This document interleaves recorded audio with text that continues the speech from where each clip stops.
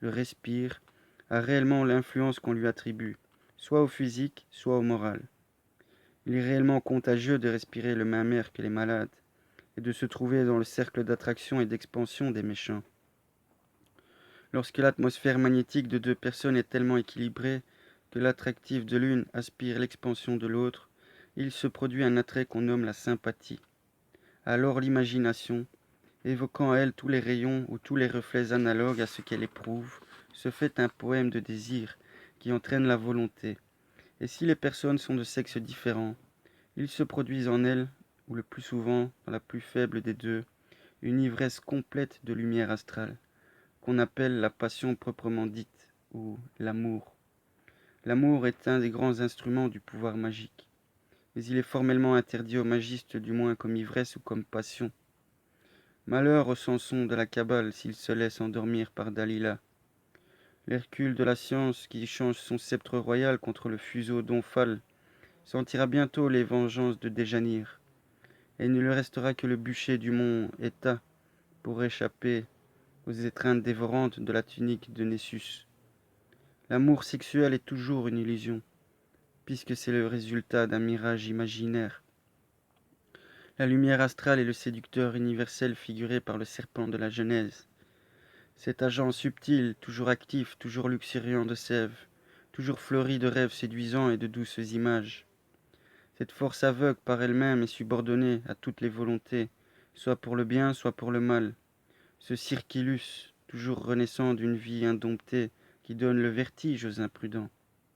Cet esprit corporel, ce corps igné, cet éther impalpable et présent partout, cette immense séduction de la nature. Comment la définir tout entière et comment qualifier son action? Inhérente en quelque sorte par elle-même, elle se prête au bien comme au mal. Elle porte la lumière et propage les ténèbres.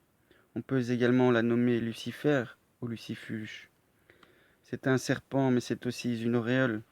C'est un feu, mais il peut aussi bien appartenir aux tourments de l'enfer qu'aux offrandes d'encens promises au ciel.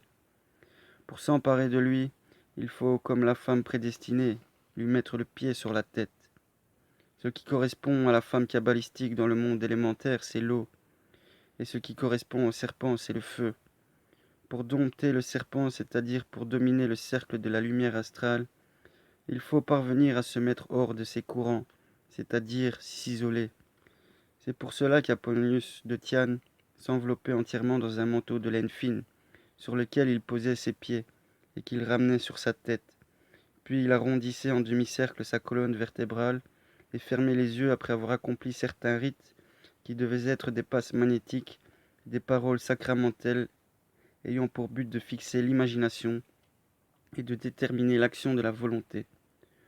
Le manteau de laine est d'un grand usage en magie, et c'est le véhicule ordinaire des sorciers qui vont au sabbat, ce qui prouve que les sorciers n'allaient pas réellement au sabbat, mais que le sabbat venait trouver les sorciers isolés dans leurs manteaux et apportait à leurs translucides les images analogues à leurs préoccupations magiques, mêlées aux reflets de tous les actes du même genre qui s'étaient accomplis avant eux dans le monde. Ce torrent de la vie universelle est aussi figuré dans les dogmes religieux par le feu expiatoire de l'enfer. C'est l'instrument de l'initiation, c'est le monstre à dompter, c'est l'ennemi à vaincre. C'est lui qui envoie nos évocations et aux conjurations de la Goétie, tant de larves et de fantômes. C'est en lui que se conservent toutes les formes dont le fantastique et fortuit assemblage peuple nos cauchemars de si abominables monstres. Se laisser entraîner à la dérive par ce fleuve qui tournoie, c'est tomber dans les abîmes de la folie, plus effrayants que ceux de la mort.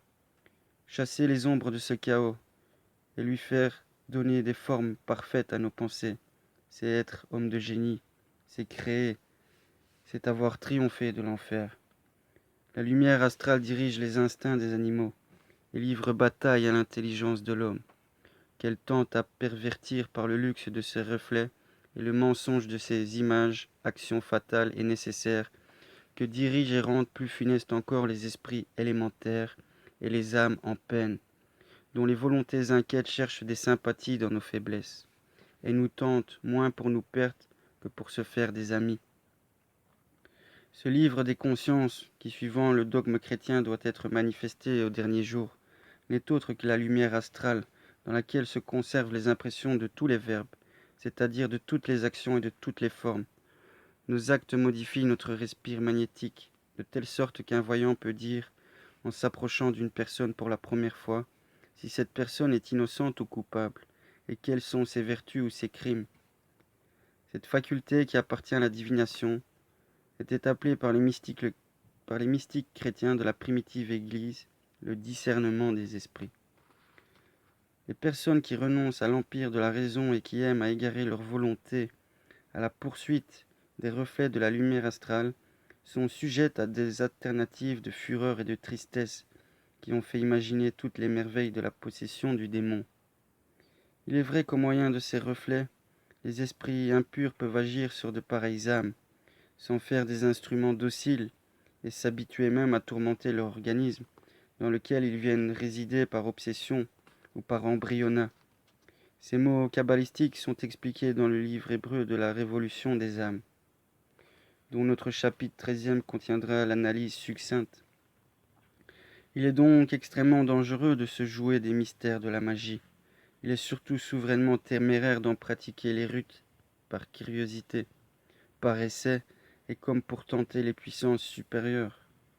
Les curieux qui, sans être adeptes, se mêlent d'évocations ou de magnétisme occulte, ressemblent à des enfants qui joueraient avec du feu près d'un baril de poudre fulminante. Ils seront tôt ou tard les victimes de quelques terribles explosions. Pour s'isoler de la lumière astrale, il ne suffit pas de s'entourer d'étoffes de laine. Il faut encore et surtout avoir imposé une quiétude absolue à son esprit et à son cœur, être sorti du domaine des passions et s'être assuré de la persévérance dans les actes spontanés d'une volonté inflexible. Il faut aussi réitérer souvent les actes de cette volonté, car comme nous le verrons dans l'introduction du rituel, la volonté ne s'assure d'elle-même que par des actes, comme les religions n'ont d'empire et de durée que par leurs cérémonies et leurs rites. Il existe des substances enivrantes qui, en exaltant la sensibilité nerveuse, augmentent la puissance des représentations et par conséquent des séductions astrales. Par les mêmes moyens, mais suivant une direction contraire, on peut épouvanter et troubler les esprits.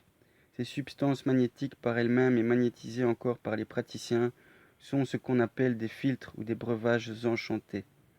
Mais nous n'aborderons pas cette dangereuse application de la magie que Cornelius Agrippa lui-même traite de magie empoisonneuse. Il n'existe plus, il est vrai, de bûcher pour les sorciers, mais il y a toujours et plus que jamais des peines portées contre le malfaiteur. Bornons-nous donc à constater dans l'occasion la réalité de cette puissance. Pour disposer de la lumière astrale, il faut en comprendre la double vibration et connaître le balancement des forces qu'on appelle l'équilibre magique et qu'on exprime en Kabbale par le Sener. Cet équilibre, considéré dans sa cause première, c'est la volonté de Dieu. Dans l'homme, c'est la liberté. Dans la matière, c'est l'équilibre mathématique. L'équilibre produit la stabilité et la durée. La liberté enfante l'immortalité de l'homme, et la volonté de Dieu met en œuvre les lois de l'éternelle raison. L'équilibre dans les idées, c'est la sagesse. Dans les forces, c'est la puissance. L'équilibre est rigoureux. Qu'on observe la loi, il est. Qu'on la viole si légèrement que ce soit, il n'est plus. C'est pour cela que rien n'est inutile ni perdu. Toute parole et tout mouvement sont pour ou contre l'équilibre, pour ou contre la vérité, car l'équilibre représente la vérité, qui se compose du pour et du contre conciliés, ou du moins équilibre ensemble. Nous disons dans l'introduction au rituel comment l'équilibre magique doit se produire, et pourquoi il est nécessaire au succès de toutes les opérations. La toute-puissance est la liberté la plus absolue. Or, la liberté absolue ne saurait exister sans un équilibre parfait. L'équilibre magique est donc une des conditions premières du succès dans les opérations de la science, et on doit le chercher même dans la chimie occulte, en apprenant à combiner les contraires sans les neutraliser l'un par l'autre. C'est par l'équilibre magique qu'on explique le grand et antique mystère de l'existence et de la nécessité relative du mal. Cette nécessité relative donne en magie noire la mesure de la puissance des démons ou esprits impurs, auxquels les vertus qui se pratiquent sur la terre donnent plus de fureur et en apparence même plus de force. Aux époques où les saints et les anges font ouvertement des miracles, les sorciers et les diables font à leur tour des merveilles et des prodiges. C'est la rivalité qui fait souvent le succès. On s'appuie toujours sur ce qui résiste. Bien voilà, c'était le chapitre 6 d'Eliphas Lévy sur l'équilibre magique. J'espère qu'il vous aura été instructif et méditatif. Et pour le reste, comme à chaque fois, je vous souhaite bonne étude, bonne quête, bonne méditation, bonne recherche et bonne continuation. À bientôt.